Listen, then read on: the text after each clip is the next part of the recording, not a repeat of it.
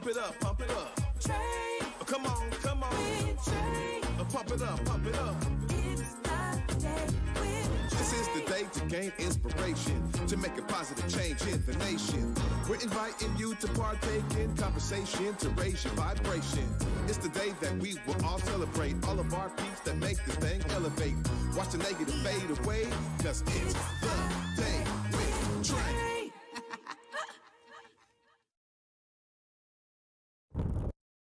Grand Rising, everyone. Welcome to the Day with Trae. I'm your host, Trae Holiday. I want to welcome you to another magnificent Monday. I am so excited because joining me today, we got Dani Tirrel, the artistic director, and bringing us an amazing show, y'all. And I'm going to let him give us the title, but I'm excited about all of it. And then later on in the show, it is Third Monday. So we got our Menopause Mentor, Danyale Thomas, joining us to give us some more insight on how those with menopause and those approaching menopause can deal with some of those 36 symptoms. Wow. Of course, I want to thank y'all for joining me. It is the top of the show, so it's a perfect time for you to tag and share the stream right here. That's right. Participate with us by sharing the stream with those who you feel could benefit from a daily dose of dopeness right here on the Day with Trae. If you can't watch our TV show, we still have you covered because you can listen to us, y'all, anywhere you find your favorite podcast. Just search Converge Media Network and the Day with Trae. You'll find me on whichever platform is your favorite. Well, I'm excited, y'all, because Dani Tirrel is back in the Pacific Northwest area, the amazing artistic director of the congregation. What's up, Dani? Hello, how are you? Good, how you doing? I am exhausted. I am jet lagged. That's how I am. Like, let me be honest. Yes, yeah. Well, you are here and there's a phenomenal show happening this week. But before we get into it, I just want to give our audience a bit of background because you are so well known in the dance world and beyond because you have been in this industry for a really long time, Right. giving to young people, putting on amazing shows, Thank you. choreographing amazing shows. Please tell us a bit about those beginnings. Those beginnings started in Detroit, Michigan, when I was around 7 or 8 years old, and I was watching a show. Our version of American Bandstand and Soul Train, we had a version of that in Detroit, and I used to emulate the dances on this TV show called The Scene. And my parents were like, "Do you want to dance?" And I said yes, and I had no clue what they meant, but I was like, "Sure, I want to dance," because I was always dancing around the house. And they put me into a dance school a few miles away from where we lived, and that's literally where it all started. And went to school for a little bit for dance, danced in a company in Detroit, did a little bit of touring with a children's show, and wound up here in Seattle, Washington in 2008. Wow. Yeah. Well, I mean, since your time here in the Pacific Northwest, I mean, you really, it feels like you took no time to embed yourself in the dance world. You know, your name has been synonymous with so many different house routines I've seen, right? Because you were bringing the house Right. into the whole industry for us here. Right. You know, what were some of those pivotal moments for you that really let you know you were on the right path as a choreographer and a dancer? That's a great question. I can never have this conversation with me being in the Northwest without talking about Edna DeGray. When I first moved here, I was on the interwebs, and I was looking for like, where can I dance? What can I do with dance? And then I came across Awaja, and I think I like either cold called or emailed Edna DeGray, and we talked on the phone, and she was like, "Well, I'm going to pick you up and take you around." Didn't know this woman. New here from Detroit. In Detroit, we don't trust folks like that. We like, okay, I'm gonna do it. I'm gonna go with you. That's fine. And got in the car, and this woman took me to Langston Hughes. She told me about Broadway Bound Children's Theater. She told me about Northwest Tap Connection. And so without Edna DeGray being that pivotal in my first beginnings here, I wouldn't have gotten the work that I got. Her connection got me my first like 3 jobs here in Seattle. So I cannot have this conversation and not mention her at all. Like if it wasn't for Edna DeGray, you would have no Dani Tirrel doing any type of work. in Seattle. Well, that's beautiful, honestly, Thank because I you. mean, they talk about the Seattle freeze, Right. but I love when people can give a counter narrative to that entire story, Right. because it's not true. I haven't experienced that, but I think some people, you know, say, I get here, I don't know how to get into community. You got right into community, Yes. and then you really started to kind of pave your own lane. I mean, once people really got to know who you were Right. and experience your work, I think there was a blaze of Dani Tirrel. I mean, I've seen you in so many different facets, Right. pouring into young people. I want to talk about that because you have youth as a part of this amazing show that you're doing, but I want to talk about the importance of bringing the youth along as you were bringing your brilliance to this area. That's all I know. I mean, it's people have done it for me. So whenever you have youth, you bring them along. Northwest Tap Connection, that played also a pivotal role in my existence here in Seattle. Again, Edna DeGray was like, hey, Northwest Tap Connection is looking for someone. Call Melba Iko. Didn't know who this woman was. So my partner and I were trying to figure out, like, where was Northwest Tap Connection? They were like, it's South Seattle. It's in Rainier Beach, Rainier Valley. And one of his coworkers was like, it's dangerous. I'm not sure if you want to go. I was like, okay. I was like, well, let me prepare, because coming from Detroit, when you say something is dangerous, the neighborhood's dangerous, you're like, okay, let me put my armor on. Let me like, okay, it's dangerous. I'm driving. I'm like, I'm looking for the danger. I'm like, okay, be ready for the danger. And I was like, oh, you just meant as Black people living here. I was like, this, you know, for me, it wasn't dangerous. I walk into Northwest Tap Connection and I meet Miss Melba. And I was like, this woman is crazy. Yeah. I was like, I don't know if I can do this. And we had a conversation, and I was like, oh, she cares about the children. And when I was in Detroit, I was working for Detroit Winter Dance Academy, and it was all Black children, Black ran organization. And so I was used to this. I understood this. And I was like, okay, I was like, I don't know how I'm gonna last. Me and Miss Melba, I don't know about that. And I've been there since 2008 and still there on and off when I come into town. So that was another part of like just trusting the process and trusting what is happening and understanding that those kids and families poured more into me than you about to give me. Oh, Woo. I love that. I cry a lot, y'all. I cry a lot. But they poured more into me than I did into them. Wow. That's why I was there for so long. So. Wow. Well, I gotta tell you, I always brag. Look, because that's the real. Yes. And every time Northwest Tap Connection is mentioned, I brag about my god baby, Brooklyn. Oh, Miss Okay. Brooklyn.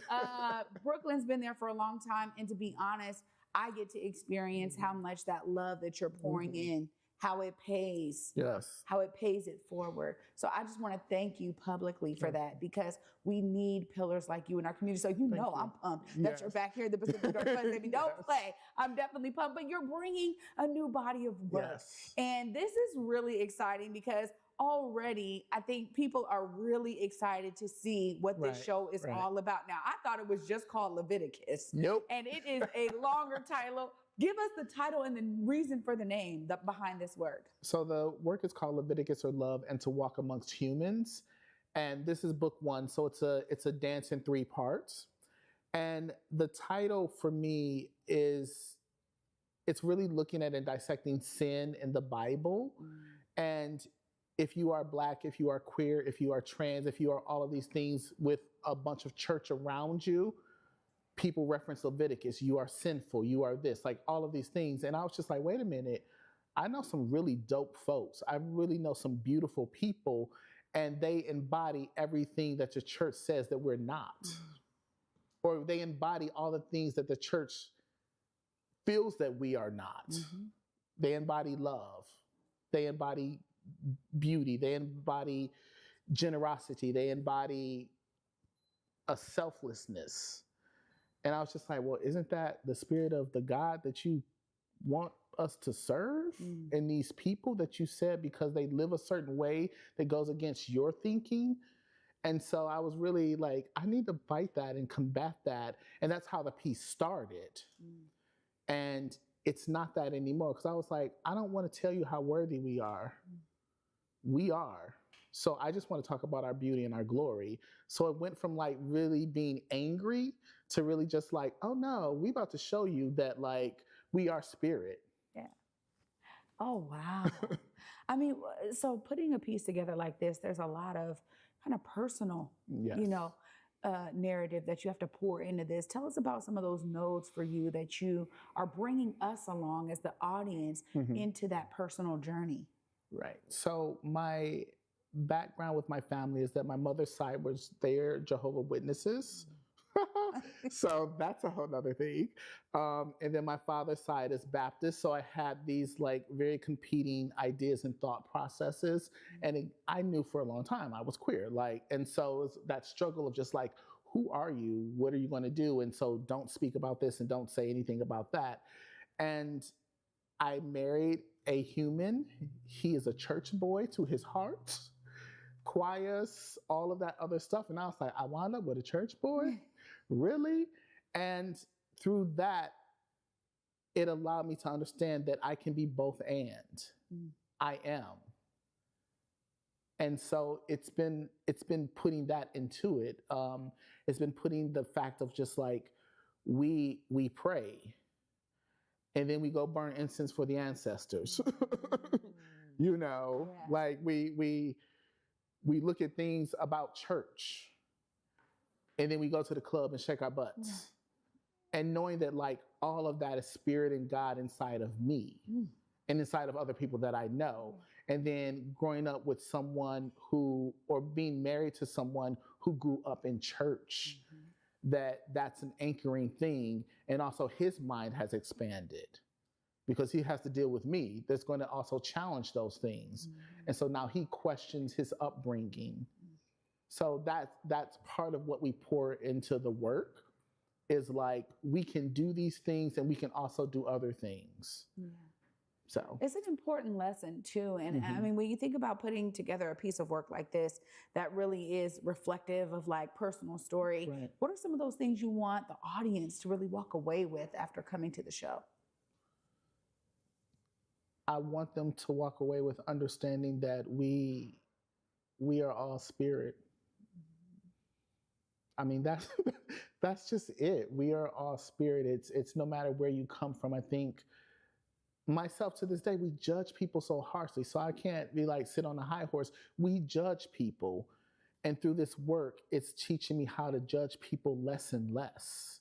It's teaching me like, if I want you to see my humanity, I have to see your humanity. And not everybody is worthy of that. Like, let's be honest. But if I want you to not look at me and judge me based on what you think you see or what you think you know, I have to give you the same thing. So if people can walk out of this experience like, yo, I got to change, like, they spirit, I'm spirit, and we just trying to work it out together. That's what I want people to understand about this work and walk away with. Oof. Oh, I cannot wait to see this. Of course, we got to give you time. I want you to look right in that camera. You tell them where they, right here. This Social camera. media, there it Okay. is. Look and let them know how they get their tickets, when the show is popping off, because people need to come and see this. Let them know. So the show is taking place April 20th and 21st at the Moore Theater on 2nd Ave in Seattle, Washington.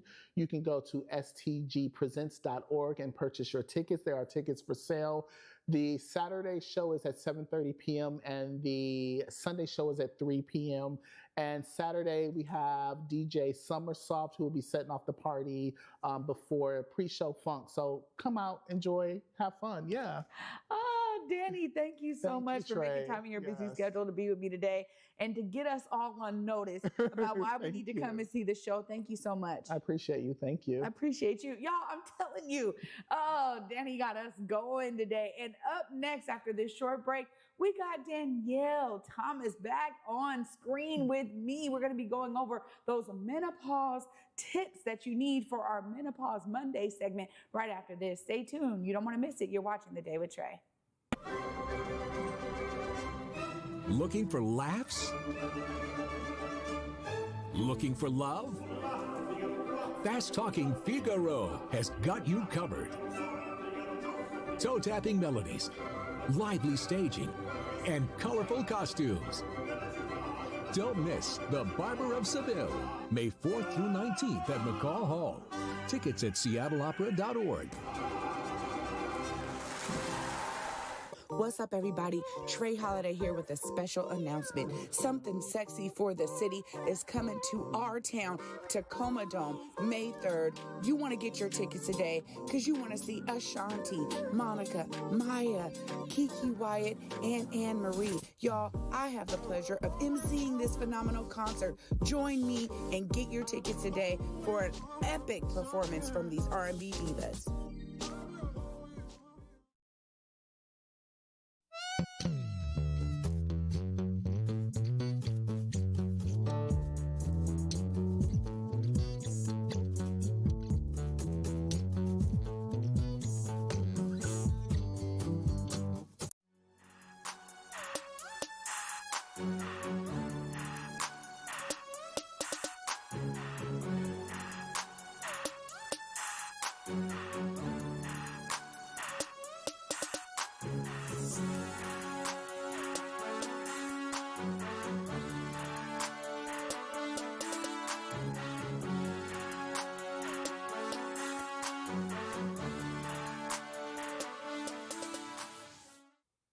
Welcome back, everyone, to the Day with Trae. Up next, we got our Menopause Mentor in the building. Joining us from the airwaves, Danyale. Hi.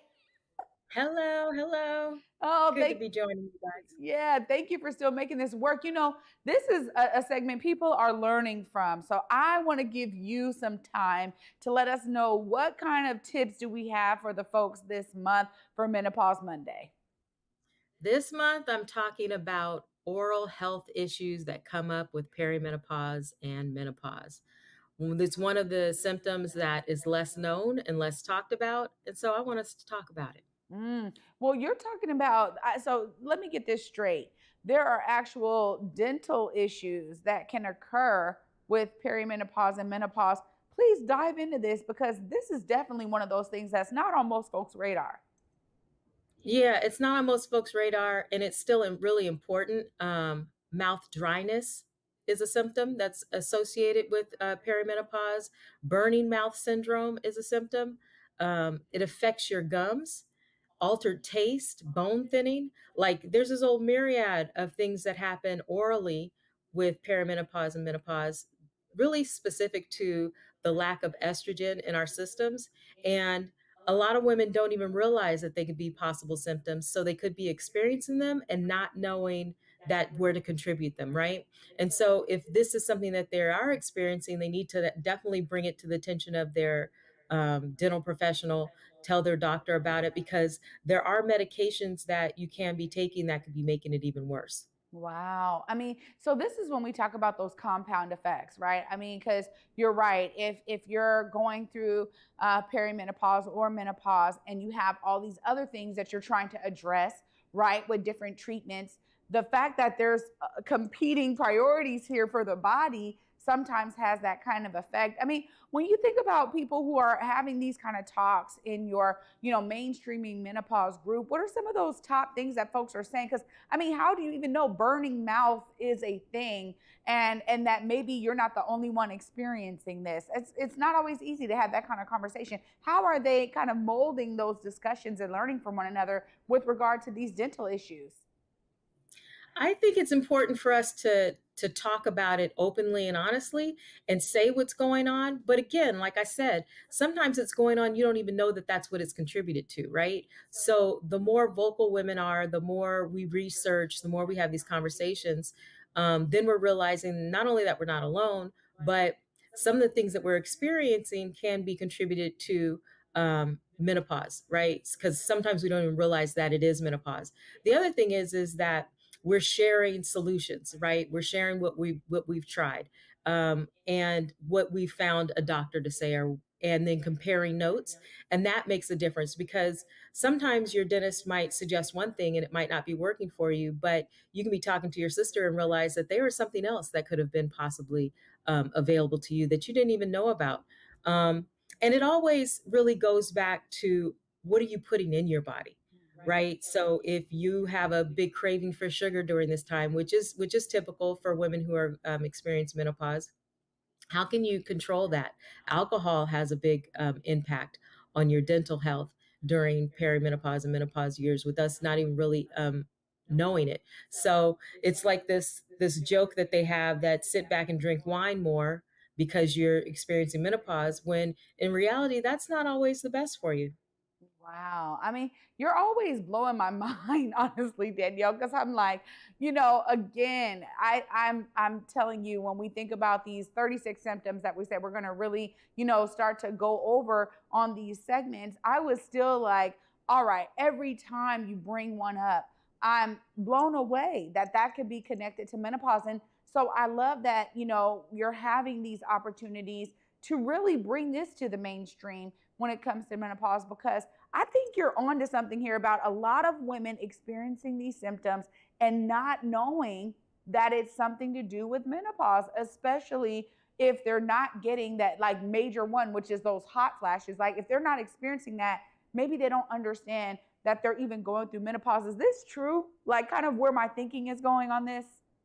You're absolutely right. Because hot flashes are the only thing that we really hear about. We definitely don't think that we're going through menopause if we're not having hot flashes. But there's a whole lot of other things that could be going on. And I had a woman in mainstream and menopause recently realize that she had been going through menopause for several years and hadn't even realized it, just based on other symptoms other than hot flashes that had been coming up for her.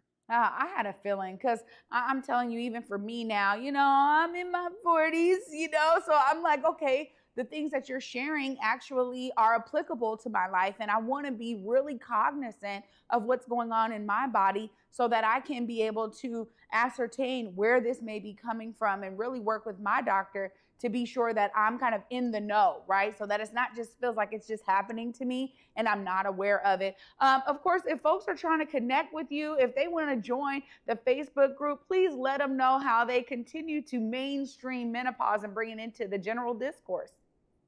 Yes, please join us. Mainstreaming Menopause. We're a Facebook group. You can easily find us, and check in with your sisters and make sure that we are in conversation with one another so that we can all move forward together and combat menopause symptoms. Absolutely. Danielle, thank you so much for joining me today. Always a pleasure.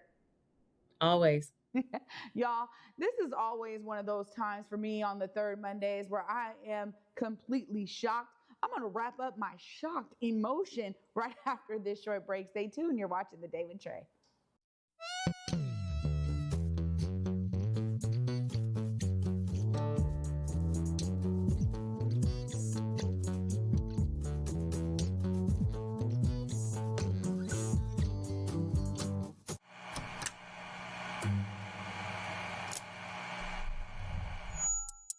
Hello, welcome to Elite Insights with Carlos Imani. We're looking to offer an in-depth look at event production industry through the lens of client experiences and joint successes. The podcast will emphasize guest interviews, focusing on client discussing their fields and reflecting on their collaboration with Elite Collective. Again, you're with Elite Insights. Carlos Imani here. I'll see you guys in a few.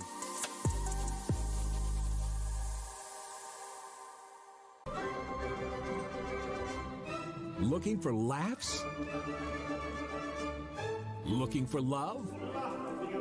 Fast Talking Figaro has got you covered.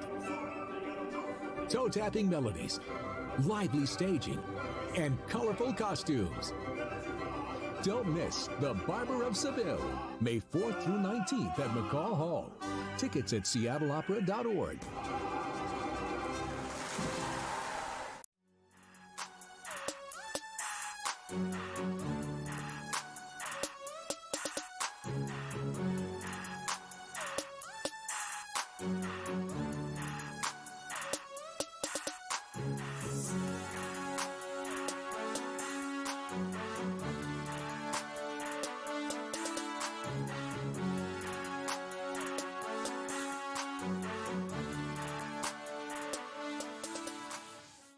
Welcome back, everyone, to The Day with Trae. I'm your host, Trae Holiday. I want to thank you for joining me again on this magnificent Monday. We are definitely getting into spring, and it was so great to spring into these discussions with my guest today. Huge shout out to Dani Tirrel for bringing his talent back to the Pacific Northwest and bringing us a show that will really get us to challenge our ideals around who is they? Who am I? We are all spirit, as he said. So I'm so grateful that he was here. And also a huge shout out to our menopause mentor, Danyale Thomas, always blowing my mind around the symptoms that we may be experiencing for those who may be in perimenopause or in menopause. There are a ton of things that are important for us to learn. So I always thank her for that. I want to thank you too for starting your week off with the Day with Trae. Of course, throughout the week, we got amazing guests for y'all. So we want to make sure y'all are tuning in the rest of the week. But I want to thank you for joining me today. And you know, for me, until tomorrow at 11 a.m., y'all, peace.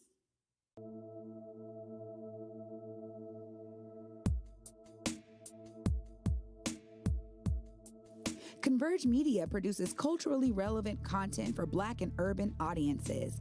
Our coverage is raw, transparent, and objective, praised by community leaders, government officials, and residents. Support Converge Media today via Venmo, Cash App, or PayPal at Converge Media.